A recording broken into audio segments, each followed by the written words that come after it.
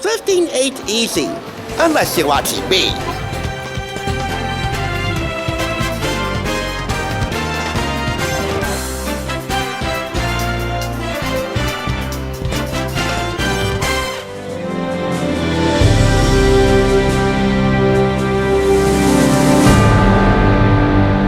Welcome! You're watching the Thrift Store Rundown, where we bring Hollywood home on a budget and consider this the bitterly cold calm to the warm storm that awaits us this Oscar Sunday morning. And for all our sakes, let's hope that it's no more than that in Los Angeles today. A warm storm. I didn't want to leave you hating this Oscar Sunday, so I want to make this review quick. Well, as relatively quick as these makeshift bookmarks will allow. As you can tell, this is a fairly jam-packed, and because of the cover article here, a fairly heady version of People magazine. The April 11th, 2011 edition was purchased for 75% off $4.99 from Value Village in Hawthorne, and as you can tell, pays homage to Elizabeth Taylor, the late great Hollywood screen legend. Man, we've been losing a lot of good ones these days, huh? Farewell to a legend, her life, loves, and legacy in pictures. But we begin with the continuing amicable separation of David Arquette and then wife, now the love of my life, Courteney Cox, in her Cougar Town days to boot. Not divorcing, for now. For the sake of their then 6-year-old daughter, Coco, they tried to reach a stalemate in their marriage, but ultimately faltered. At least they gave it a good old college try. Both have since rebounded. Him with an Entertainment Tonight correspondent, but see business with pleasure, and her with an Irish rocker. Oh, but Courteney, I would take a year's worth of guitar lessons just to woo you. Hook me up with Grayson from Cougar Town. I could tolerate him for the most part. Next up, look who has the same taste in men. Really, it's 6 degrees of separation without much of the guilt. And although both Kate Hudson and Cameron Diaz can most certainly get it, Jennifer Aniston found herself in a love square angle with John Mayer, UK model Paul Scolfer, and Gerard Butler. And really, she didn't date all of them at the same time, but it would make no sense to call it a love triangle when there's 3 of them involved with 1. Love square angle, although there's no such thing, sounds cooler.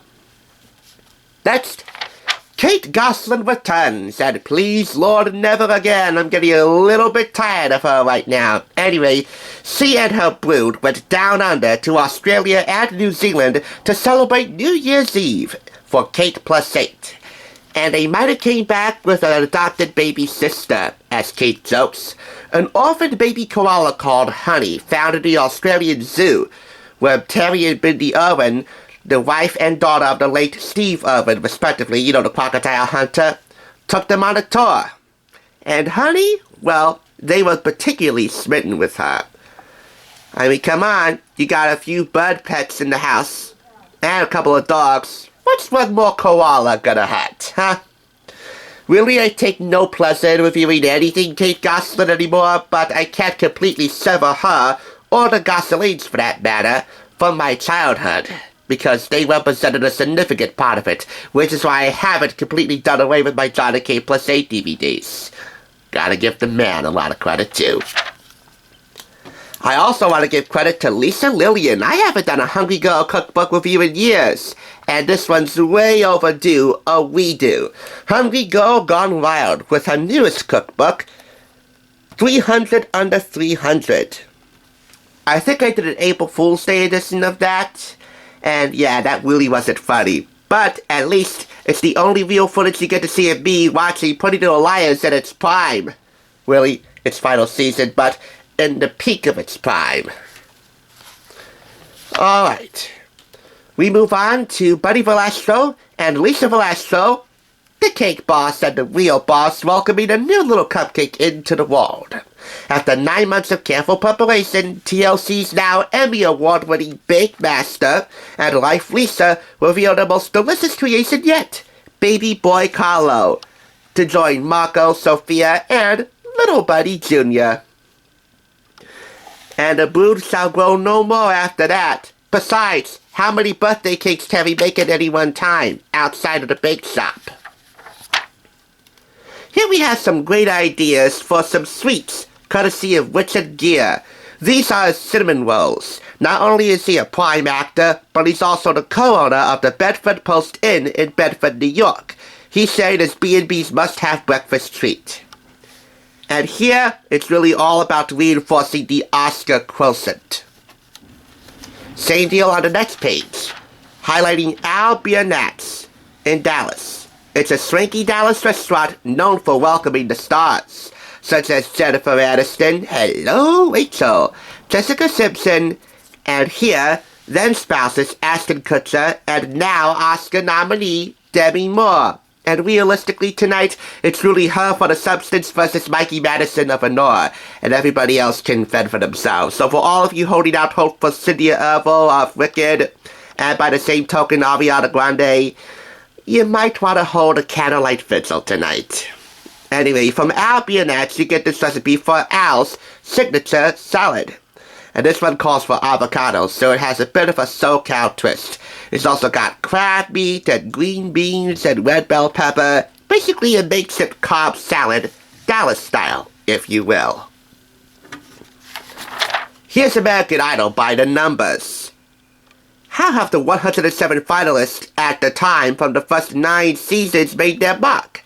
Let us count their ways. One number's particularly interesting to me.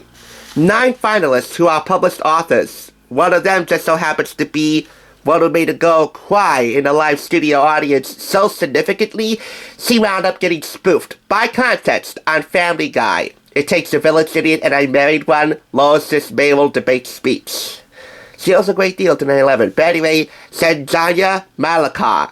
I think you owe Family Guy a great deal too. And that crying girl, wherever she may be. And of course, once again reinforcing the Oscars quotient, one Academy Award winner. That would happen to be Jennifer Hudson, specifically for Dreamgirls.